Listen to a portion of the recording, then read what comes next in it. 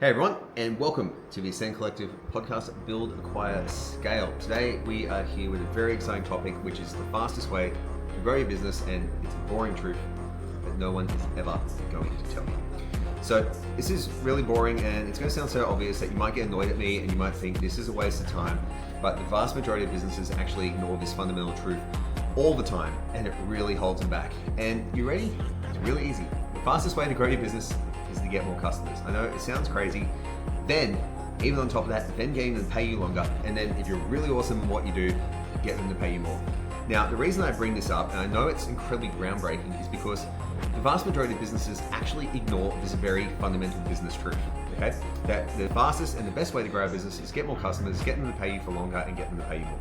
If every business did that successfully and with a good cost, you probably would be winning. But the vast majority of businesses aren't winning. 95% of all businesses fail. So we're obviously not getting this fundamental truth right. So what can we do to fix it?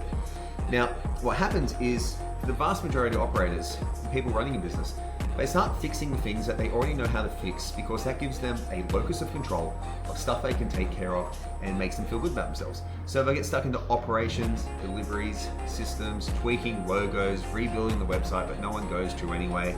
And it's a really sophisticated way of basically going, I'm not going to address the real problem here, the real pebble in the shoe. And the problem is not enough credit card details coming in, not enough feet coming in the door. So in this series of customer acquisition costs, I'm going to break down 23 different ways that you can actually solve this problem in your business. Okay, now they're not all going to be in this podcast because that would take forever and no one will listen for that long. But our goal is to get that there, okay? To solve that actual problem for you over the next couple of episodes. So if we can do that, cool, let's get rolling in it. So the first thing we need to know to do this is our number called our customer acquisition cost, which is, if you understand this number, everything in your business, everything in life gets easier. So it's basically the amount of money that you pay to get a real customer, not a lead, okay? Everyone's obsessed with cost per lead. Now, cost per lead is great, and the lower it is, generally the better, but you also need to work out how many leads you need to get a customer. So what you need to work out is what you spend to acquire customers. Cost on marketing, cost on paying staff, cost on referral bonuses, software, outreach, whatever you use to actually get a customer, you need to figure out what that is and write it down. And then from there, you need to figure out how many customers you got from that spend. So then you divide it. So if you get, say, you spent $5,000 and you got 25 customers, your customer acquisition cost is $200. Really simple, okay? Once you know that number, you can then scale your business and improve your business in an unseen number of ways. We're going to talk about 23 of them. So if your CAC is too high, here's what most people don't get, is you have a business model that's dying, okay? It's basically you're at a point where you're putting in X amount of dollars, right? Say $20 to get a customer, and you bring back $18, your business is eventually going to die, okay? There's no way around it. It's going to be a long, slow death that's going to drain your savings. It's going to send you crazy. It's going to cause a whole bunch of problems. One business I worked with has brought in 4,500 leads over the last so many years, working with another agency. And yes, I did agree their cost per lead was too high, but when I looked at it, it was actually pretty reasonable because they weren't acquiring the actual customers. So the agency was doing the job. Their conversion ratio was terrible. Their follow-up was terrible. All these other things didn't work, which basically increased their customer acquisition costs into the thousands. Now, most people look at that and go, oh, it's a lead problem. We just need more leads. No, you need to actually win with your leads, because getting a lead is useless unless you win with it. And that's something that happens a ton in most businesses. And we're going to go through how to fix each of those stages. So if you put good customer acquisition costs, i.e. you put $1 in marketing, you pull $5 out, you've got a self-sustaining business that can run forever. And the only question that you have to answer is, how much can I scale before I break delivery and have a supply constraint rather than a demand constraint? And then you have to hire and then do the same thing again and again. But if you have a good customer acquisition cost, your business will work forever for a very, very long time, okay? This is one of the reasons why personal brands are so powerful these days, because people want to be associated with people, and then they reach out and they buy whatever product it is, they'll pay a premium. So the customer acquisition cost is incredibly low. Whereas the more faceless companies have to spend more time basically advertising to get in front of people more often, to become more familiar, and they have a higher customer acquisition cost. They generally have a higher ability to deliver. So there's pros and cons to both. So what we're going to really address today is advertising, which is where CAC is won or lost. In the next couple of episodes, we're going to go through different topics with that.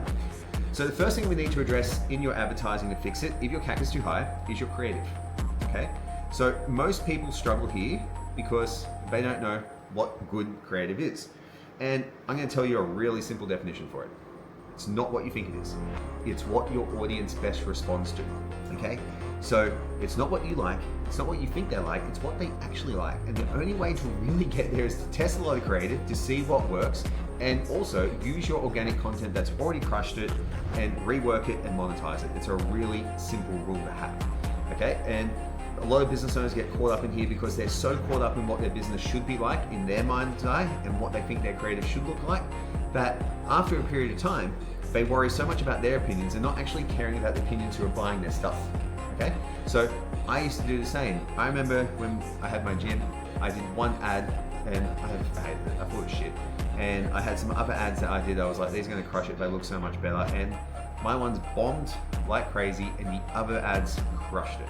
And at that point, I realized, after my ego deflated for a while, I realized it wasn't about me, okay? Which is a principle I use across all my stuff.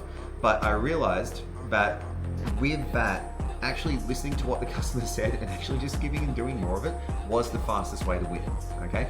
And most people won't put their ego second. So put your ego second in business, you're already gonna win. Now, here's a rule to get your creative tested and figure out what you need really, really quickly. It's a simple rule of thumb. If you have more money from profile, meaning that you've got some money behind you, your business is actually done okay, run paid ads and test them aggressively, like 30 pieces of creative per campaign. Meta generally loves that stuff and it'll allow you to find winners really, really quickly. It's about volume there, testing and seeing what comes back as a winner. With a business I worked with recently, they didn't like the creative that we put together. They wanted to use their creative. We used ours, we tested all of it, ours won, okay? With experience, you do learn what tends to work, but you can never be 100% sure. So you always have to test, and we always test. And then if you have, more profile money, if you have viral or high performing organic content, use that and try and monetize it. So put a call to action in it or change it somewhere where you can double down on the proven asset and then just optimize the messaging for buying. That's the main rules of thumb with ad creative, because you need to test what works or double down on what's already working. Now, the second thing that you can change to fix up your advertising marketing cost is your messaging. Does the copy convert? It's a really important thing to do. So it tells people what this is, who it's for, why they should care, and what to do next. You don't need to be clever. And the vast majority of marketers actually fail here because they try and reinvent the wheel and they think they're funnier and cleverer than what they are. What works in copy generally works really well in copy, okay? So in certain angles, already work in your industry. So fast fat loss. Like, when has fast fat loss ever failed? Fat loss without the effort, cleaning without the effort, totally done for you service. None of those things ever fail because they're very, very compelling for people to do. So if certain angles work, use them. If not, the next one is test a lot. And this is the process we teach. After you tested your creatives and you got your 5 to 10, you got your couple of winners, right? And ones that perform exceedingly better, okay? What you do is get the creative at one and test it with 5 to 10 different copy variations. One of those will win. That's your winning copy. Marketing and not winning, or marketing and winning in marketing, pardon me, is simply a matter of patience and practice, okay? Anyone can do it with practice because it is the systematic elimination of variables to get you to where you want to be. That's all marketing is. Systematic elimination of different variables, respond to feedback, do that consistently, and you will eventually win. So you test a lot, that will win, and then use simple language. Clear always beats clever, particularly with advertising. Now, when you're doing sales, it's a little different. You can actually get a little clever in sales if you go down a diagnostic sales pathway to establish yourself as a subject matter expert. You would also be a bit cleverer in organic content if you were looking at to provide value to the client to position yourself as an expert. But in your copy for an offer, you want to be very, very clear. Different approach for a different time. Now, the next thing that we need to focus on, the third way that we can improve our ads, is our targeting. And targeting has changed, which is good and bad, okay? So AI now does a lot of the heavy lifting, okay? Meta's using it, Google's using it. They'd be crazy not to use it. It can do so much work, so much more faster than what people can do. So a lot of the old targeting kind of mechanisms are dying, which isn't too bad, but there's a couple of rules that we need to do, and there's something that's very useful here. If you're a service businesses, start with location. Radius matters of where you can deliver. That's pretty simple. If you're a brick and mortar physical business or you travel to your customers, there's only so far you can go. So you can do that. and fit in that radius. Now, if you're a specialist or something like that, say a knee surgeon, you can have a wider radius because people will generally travel further to get a knee surgeon than they will to go get a haircut. Okay? Now, it's not always the case. There are some people who will travel miles and miles to get a haircut, but we need to be aware of that. Now, for everyone else, we want to focus on, and also these businesses, focus on retargeting. So using the top of funnel broad approach that Meta uses and using the Advantage Plus to actually target people is really useful. It will get in front of the right people if your creative is good and actually says really basic, clear stuff, which is what we've talked about. But we want to retarget everyone who's seen your content, past leads, existing customers, and lookalike audiences of all of the above. And what's going to happen there is that warm audience, people who are already familiar with you, will lower your customer acquisition costs. The cool thing about that is when you're targeting everyone or targeting a radius, for example, say it's Sydney, because I'm in Australia right now, say it's Sydney, it's like 3 million people, okay? If I'm doing broad targeting in Sydney, that's 3 million people. So my ad budget is going to be eaten up by the number of impressions that it has to do to get to the right people, okay? That all makes sense to us. Now, if I'm retargeting, that audience is only going to be this big versus this big. So the actual cost per impression is going to go down and the cost per lead is going to go down.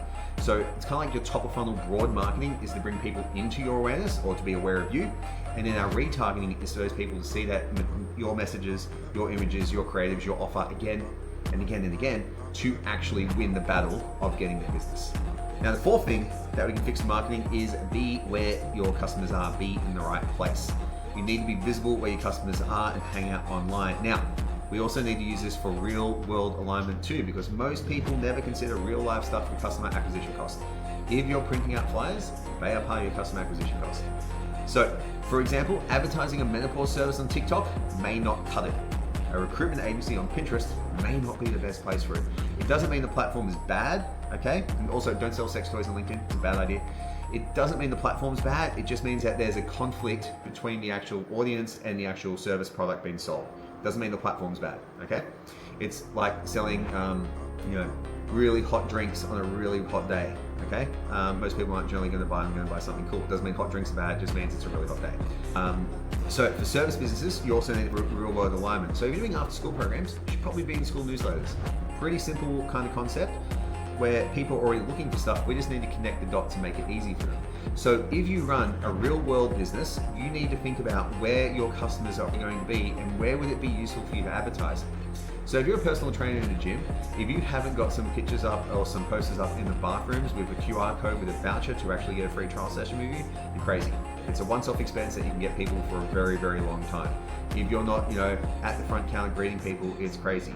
If you run a barber shop and you have business cards in like the nail shop or like the other like beauty shops around there, you're crazy, okay? There's so many ways to basically get business from other places that can't actually service that. And that's something I'm going to talk about, how to really build referrals in the next couple of weeks. And the last one is right customers. So not all customers are ready to buy. You need to be targeting the right customers. So top of funnel, they don't really know who you are. So the only way to get them into your service, not your advertising, is to basically make them an offer that's so good, baby dumb to say no. Okay, so you need to do some attraction-based offers for that, and we'll talk about them in the future. But basically, it's a deal that sounds really good. You'd be dumb to miss it. Now, middle of funnel, they're going to need repetition, proof, and expertise. And in the future, we're going to talk about the value loop, which is an ascend concept, which basically builds us up in the mind of our client as a true authority. And if you're a true authority and a person of influence, it is very easy to sell at that point. So the bigger your profile gets, the more people position you as an expert, the easier it is to sell to those people. So keep that in mind for later and start thinking about how can I post more content and more information that makes people actually recognize me for the skills that I have and the problems that I can solve. Now, bottom of funnel people, they've already seen your stuff, they've clicked. You need urgency, bonuses, scarcity, or risk reversal, like guaranteed results with conditions, etc., etc. All those things need to be in there. And the last one is the offer, okay? Now, the offer can be first and last. Actually, there's one more after that. There's one more thing, but with the offer, this is where most businesses die, and that's if your offer sucks.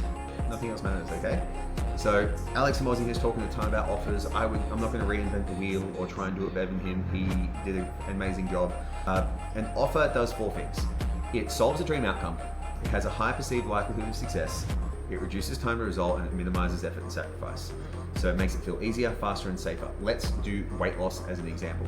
Let's compare going to the gym for a 12-week program versus liposuction. Okay?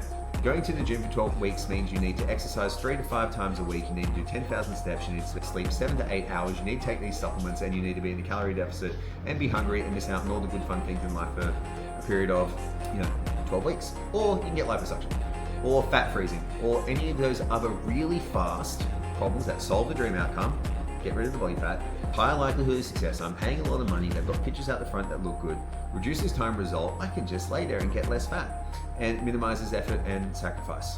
Awesome. Very hard to compete against that, okay? So for the fitness, your offer has to include so many other things to actually beat that. Now, if you're doing cleaning or a residential service or something like that, where you're taking away the stress of someone, it's so much easier to sell because all you have to do is sell the thing and just say, hey, your house is going to be spotless and you don't have to lift a finger. Hey, your garden's going to be spotless, you don't have to lift a finger. Your pool's going to be cleaned, you don't have to lift a finger, you won't even know we're here. Very, very easy to do to sell those services there. And then finally, lead magnet, okay? Lead magnet you may not have a strong enough lead magnet, and having a good lead magnet can reduce your customer acquisition costs because it builds trust, it warms the audience, and makes every future ad cheaper, because what it does, it drags people from the top of the funnel right down into the middle of the funnel. So a really good lead magnet will do 3 things. It'll solve one specific problem quickly, attract the right customers, and set up your core offer. So if I was doing a marketing campaign for people, my lead magnet would be how to pick the right creative. That's it, that's the whole problem it would solve. Really, how to solve the right creative for a fitness business, how to get the right ads for a cleaning business, how to get the right ads for a e-commerce business, or whatever it is. So all those things there, those lead magnets, are really good ideas to then bring people and sell them into our greater continuing offer. For fitness, it could be 7-day meal plan. Whatever it is, it needs to solve a very narrow problem. So if you apply what I covered today, I guarantee one thing. You're going to get lower customer acquisition costs, which is really important. So in our next episode, something that I actually think is more important, we're going to cover what to do after the lead comes in, how to engage, nurture them, and how we turn that attention into revenue. Thanks so much for watching, guys. Any questions, let me know, and I'll see you soon. Rate, review, and give us 5 stars.